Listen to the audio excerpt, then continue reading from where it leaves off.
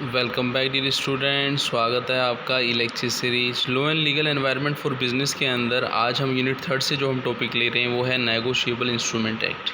जैसा कि नेम से क्लियर है, इसके अंदर हम बात करेंगे किसके, नेगोशिएबल इंस्ट्रूमेंट्स की बात करेंगे।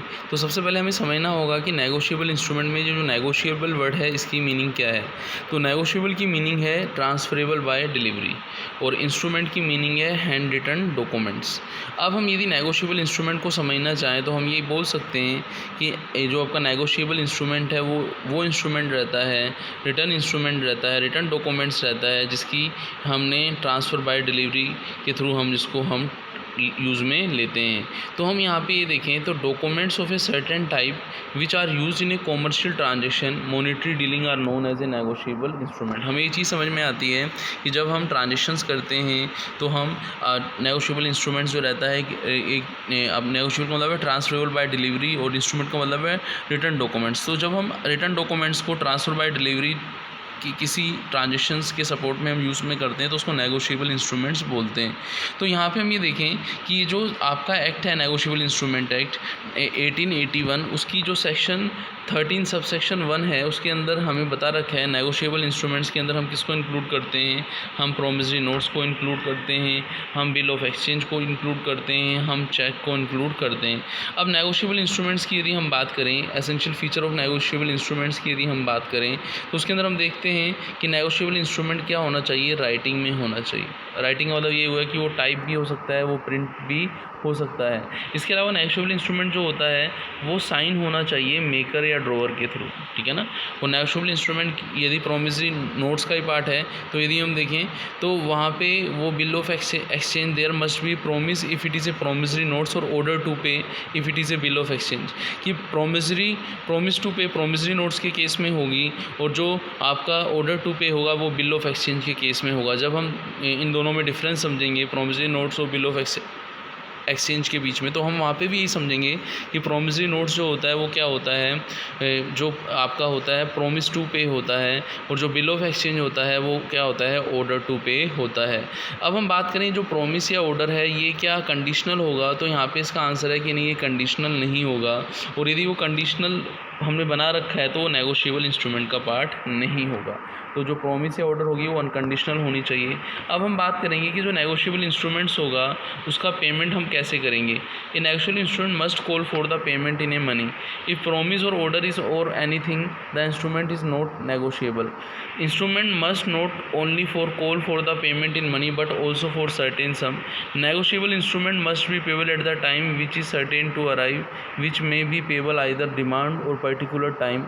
कि जहाँ पे जब नेगोशिएबल इंस्ट्रूमेंट की हम बात करते हैं तो उसके लिए पर्टिकुलर टाइम ड्यूरेशन रहती है जहाँ पे उसको हम क्या करते हैं, एक्सेप्ट करते हैं। नेगोशिएबल इंस्ट्रूमेंट की यदि हम बात करें तो negotiable instruments must be payable to order or bearer.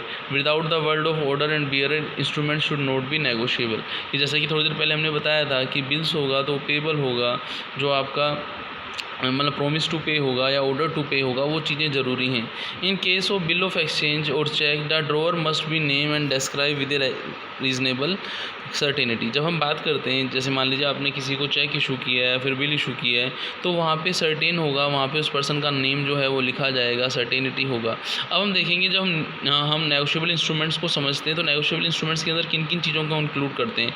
जैसे हम प्रोमिसरी नोट्स की हम बात करें, हम बिल ऑफ एक्सचेंज की हम बात करें, हम चेक की बात करें, तो ये नेगोशिएबल इंस्ट्रूमेंट्स का पार्ट होता है।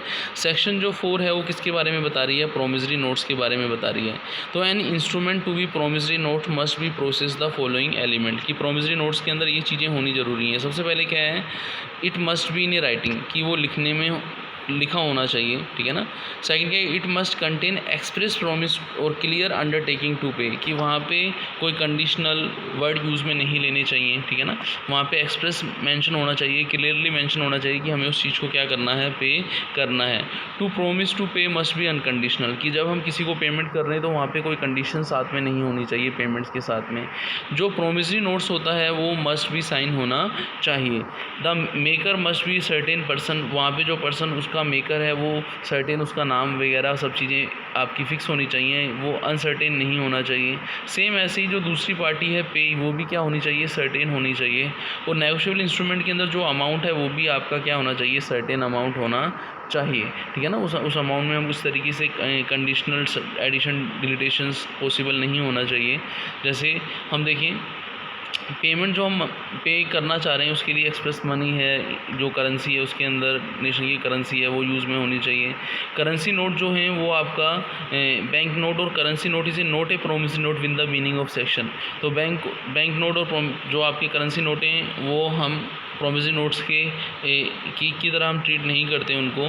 Other form like number, place, dates usually found in a notes must not they are essential in law, कि ये सब चीज़ें जैसे डेट है, प्लेस है, नंबर है, ये सब चीज़ें होनी चाहिए। तो हमने सेक्शन 4 के अंदर प्रोमिसरी नोट्स को पढ़ा। अब हम सेक्शन 5 के अंदर आते हैं। यहाँ हम पढ़ेंगे bill of exchange. Bill of exchange क्या होता है? सपोज़ मान लीजिए मैं कोई चीज़ सेल कर रहा हूँ तो मेरे लिए बिल रिसीवेबल होगा। यदि कोई पर्सन कुछ चीज़ परचेज़ कर रहा है क्रेडिट में, उसके लिए बिल्स पेबल होगा।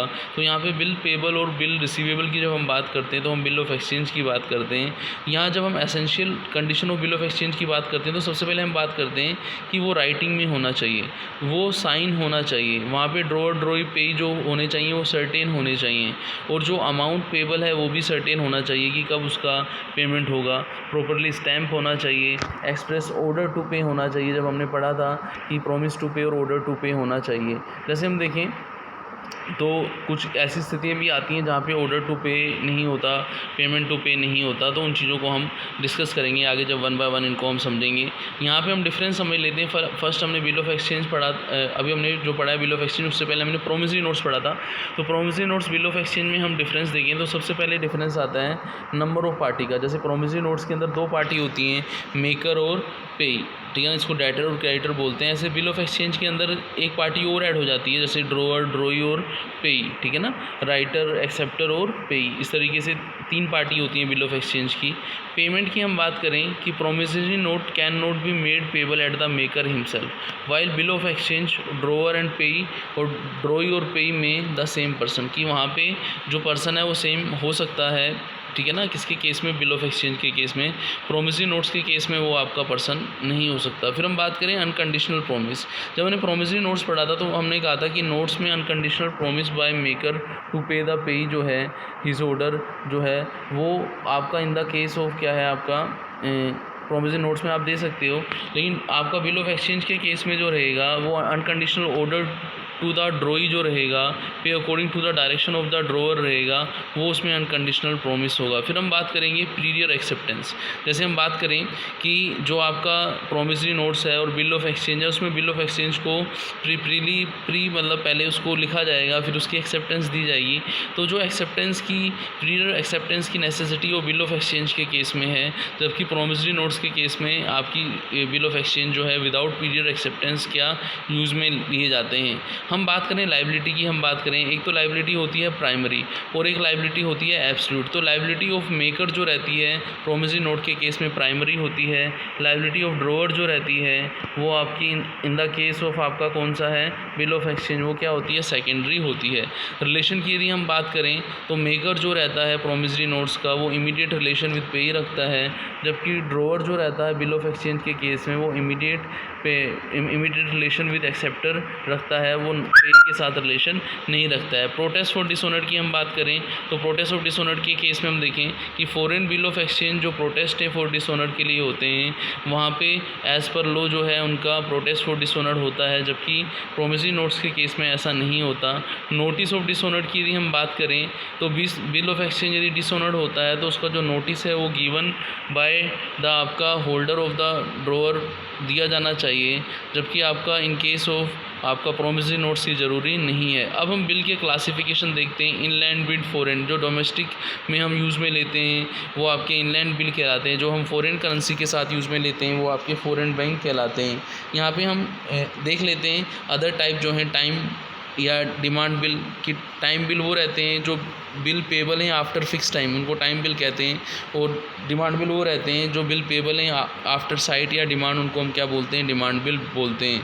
ऐसे हम ट्रेड बिल की हम बात करते हैं, वो बिल रहते हैं, बिल जो एक्सेप्टेड रहते हैं ट्रेड ट्रांजेक्शन्स के लिए, और अकोमोडेशन बिल वो रहते हैं जो एक दूसरे की हेल्प के लिए, सहायता के लिए दिए जाते हैं। यदि एक बिजनेसमैन को किसी दूसरे बिजनेसमैन की सहायता देती है, हेल्प करनी है, तो उसको अकोमोडेशन सहायतार्थ बिल भी बोलते हैं, ये दूसरे की हेल्प के लिए बिल इशू किया। तो इस लेक्चर के अंदर हमने बिल ऑफ एक्सचेंज के टाइप्स को पढ़ा, प्रॉमिसरी नोट्स को पढ़ा, उनके डिफरेंस को पढ़ा। तो मिलते हैं नेक्स्ट लेक्चर में। थैंक्स।